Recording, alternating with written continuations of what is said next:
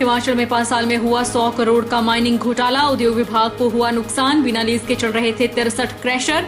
राजस्व विभाग के लंबित पड़े मामलों पर मुख्यमंत्री ने पूर्व सरकार पर किया हमला।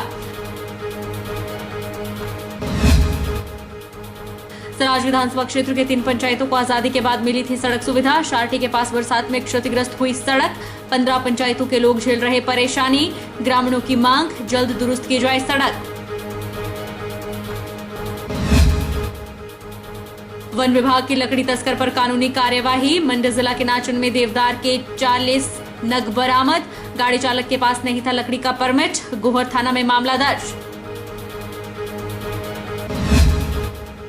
और अंतर्राष्ट्रीय लवी मेला औपचारिक रूप से संपन्न। अब मेला मैदान में धीरे धीरे बढ़ने लगी है रौनक। व्यापारियों को उम्मीद, आने वाले दिनों में बढ़ेगी भीड़, होगा अच्छा व्यापार। नमस्कार, आप देख रहे हैं HB 24/7। मैं हूं जनीशा। हिमाचल प्रदेश में माइनिंग का बड़ा घोटाला सामने आया है। प्रदेश में बीते 5 सालों से 63 के करीब स्टोन क्रैशर बिना लीज के चल रहे थे। सरकार को 100 करोड़ से अधिक का चूना लग रहा था। इन स्टोन क्रैशर के द्वारा कोई भी रॉयल्टी उद्योग विभाग को नहीं दी गई। वहीं मुख्यमंत्री ने इस पर सख्ती से पेश आने के निर्देश दिए हैं। मुख्यमंत्री सुखविंदर सिंह सुक्खू ने कहा कि आपदा के दौरान स्टोन क्रैशर को लेकर हाई पावर कमेटी का गठन किया गया था और उसने अपनी रिपोर्ट कॉपी है, जिसमें ब्यास में जिला कुल्लू, मंडी, हमीरपुर और कांगड़ा के स्टोन क्रैशर 131 के करीब पाए गए। इसमें हैरानी की बात यह है कि 63 स्टोन क्रैशर के पास लीज ही नहीं थी। पूर्व की भाजपा सरकार में बिना लीज के ही प्रदेश में स्टोन क्रैशर चल रहे थे। ये माइनिंग का बहुत बड़ा घोटाला है। बीते 5 साल में प्रदेश में 50 से 100 करोड़ का नुकसान इसकी वजह से हुआ। अभी केवल 4 जिलों में ही स्टोन क्रैशर की जांच की गई है। उसमें ही इतने क्रैशर बिना अनुमति के चल रहे हैं। अन्य जिलों में भी देखा जाएगा कि जो क्रैशर चल रहे हैं उनके पास लीज है या नहीं।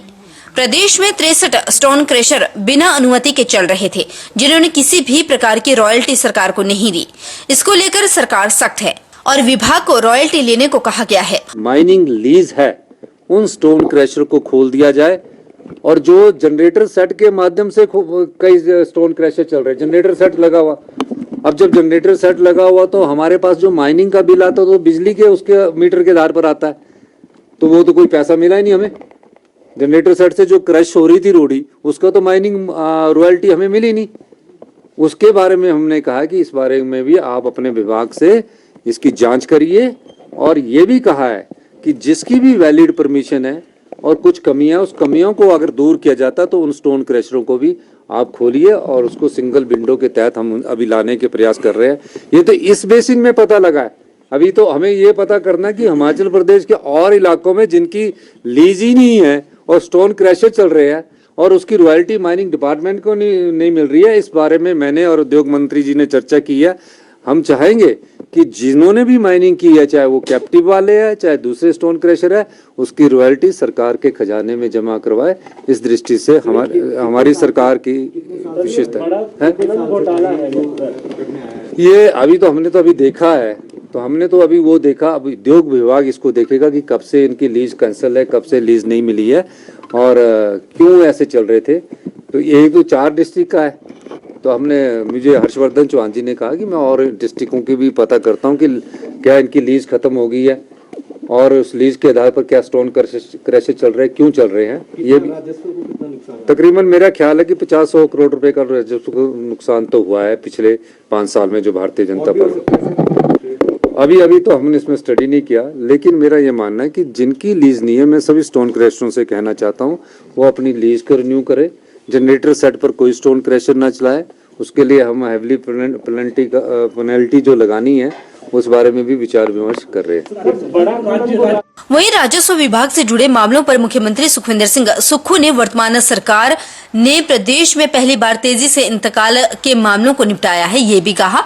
साथ ही सरकार जल्द ही इंतकाल अदालतों के माध्यम से प्रदेश में इंतकाल के 0 मामले होने का लक्ष्य प्राप्त लेगी। बैठक है, उसमें जो हमने इंतकाल अदालतें लगाई है, उन इंतकाल अदालतों में हमारा 76% इंतकाल हो चुके हैं। हमने आज जो बैठक करनी है उसमें हमारा मुख्य उद्देश्य है कि पार्टीशन के कितने केस ईयर वाइज है, डिमार्केशन के कितने केस ईयर वाइज है, और हमने भारतीय जनता पार्टी की तरफ जनमंच नहीं लगाना है। कि हम जनमंच में लाए, अधिकारियों को डांटे, बेइज्जत करें, उस तरह नहीं हमने करना है, खूब खर्चा करें। हमने कहा है कि अधिकारी जो है वो इसको तेजी से करे और इंतकाल अदालत जो हमारी अगली लगने जा रही है उसमें 0 हमारा इंतकाल अदालत रहे, जो आज़ादी के बाद का पहला सबसे बड़ा सुधार होगा, व्यवस्था परिवर्तन होगा। उसके बाद पार्टीशंस और डिमार्केशंस में हम आगे बढ़ेंगे और हम चाहेंगे कि आने वाले 7-8 महीनों में पार्टीशन भी खत्म हो, डिमार्केशन भी खत्म हो। इसके लिए हमने कानून में परिवर्तन किया है ताकि आपके पता है कि हाई कोर्ट तक पार्टीशन के केस चलते हैं। कहते हैं कि पोते के समय के दादे के समय के पार्टीशन के केस चल रहे हैं और पोते के समय तक पूरा नहीं होता है। तो हम चाहते हैं कि किसी भी हिमाचल के समाज को, हिमाचल की जनता को किसी प्रकार की दुविधा का सामना न करना पड़े, इस दृष्टिकोण से आज ये बैठक बुलाई गई है। हिमाचल प्रदेश को खरीफ राज्य बनाने और युवाओं को रोजगार देने के मकसद से हिमाचल सरकार ने राजीव गांधी रोजगार स्टार्टअप योजना के अंतर्गत परिवहन विभाग के माध्यम से ई टैक्सी योजना की शुरुआत की है। मुख्यमंत्री ने कहा कि सरकार हिमाचल प्रदेश को हरित राज्य बनाने के लिए कार्य कर रही है और ई टैक्सी योजना बेरोजगारों को रोजगार देने के साथ हरित राज्य बनाने में कारगर साबित होगी। मुख्यमंत्री सुखविंदर सिंह सुक्खू ने कहा कि कांग्रेस ने सत्ता में आने से पहले 10 गारंटियां दी थी, जिनमें से 680 करोड़ रुपए की बेरोजगारी के लिए स्टार्टअप योजना भी शामिल है। इस दिशा में आगे बढ़ते हुए सरकार ने आज की ई टैक्सी योजना का शुभारंभ किया, जिसके माध्यम से बेरोजगारों को 50% अनुदान पर इलेक्ट्रिक टैक्सी का परमिट जारी किया जाएगा और सरकारी विभाग में टैक्सी की सेवाएं ली जाएगी ताकि बेरोजगार इसका फायदा उठा सके और हिमाचल प्रदेश की आबो हवा को प्रदूषण मुक्त बनाने में भी युवा अपना सहयोग दे सके। योजना का लाभ लेने के लिए बेरोजगार ट्रांसपोर्ट विभाग की वेबसाइट पर भी ऑनलाइन आवेदन कर सकेंगे। इसके अलावा स्टार्टअप के अगले चरण में सौर ऊर्जा और कृषि क्षेत्र को लेकर भी सरकार बेरोजगारों के लिए जल्द योजना लेकर आने वाली है।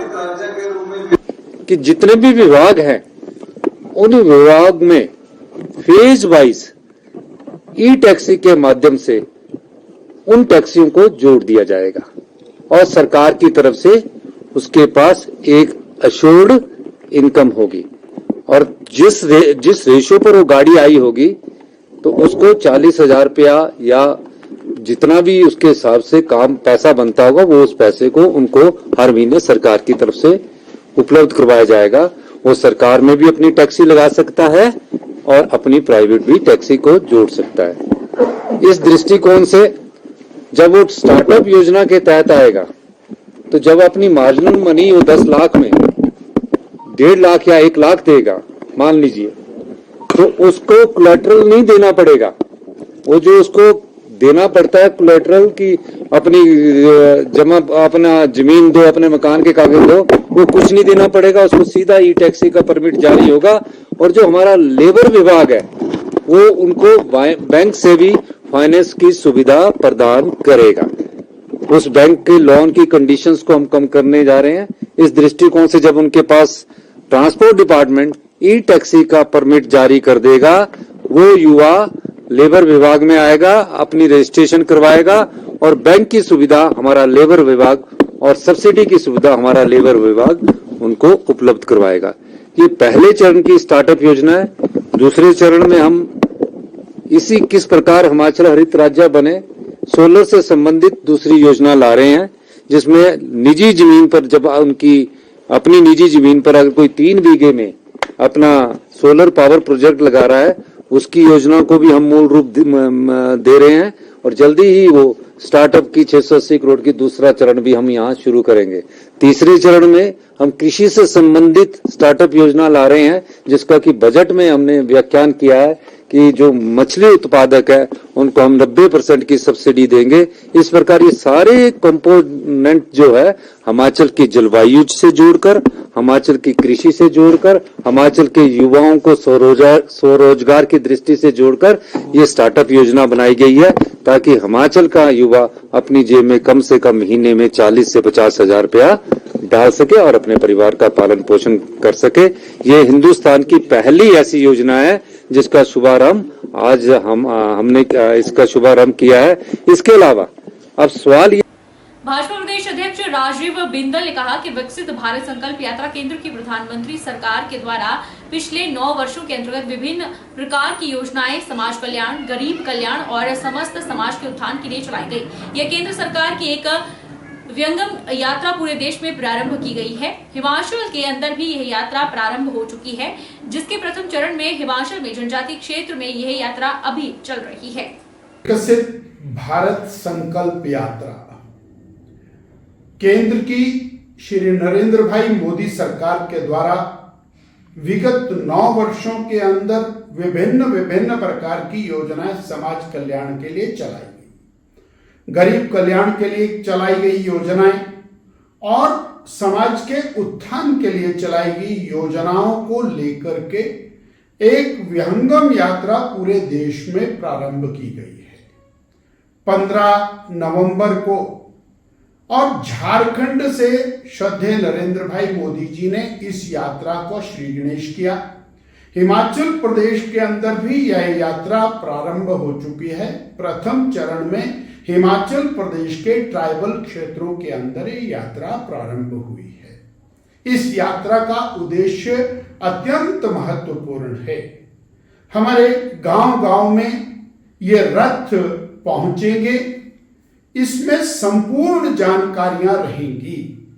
गरीबों के लिए कौन कौन सी योजनाएं हैं, माताओं बहनों के विकास के लिए उनको लाभ पहुंचाने के लिए कौन कौन सी योजनाएं हैं, रोजगार संबंधी कौन सी योजनाएं हैं, महिला मंडलों के लिए, सेल्फ हेल्प ग्रुप्स के लिए कौन सी योजनाएं हैं, स्वास्थ्य संबंधी कौन सी योजनाएं हैं, आदि आदि जो योजनाएं केंद्र की सरकार द्वारा चलाई जा रही हैं, उसकी जानकारियां जनमानस को प्राप्त कराते हुए ताकि प्रत्येक व्यक्ति उन योजनाओं का लाभ ले सके, ऐसी एक अत्यंत महत्वपूर्ण योजना और अत्यंत महत्वपूर्ण यात्रा उसका शुभारंभ हुआ है।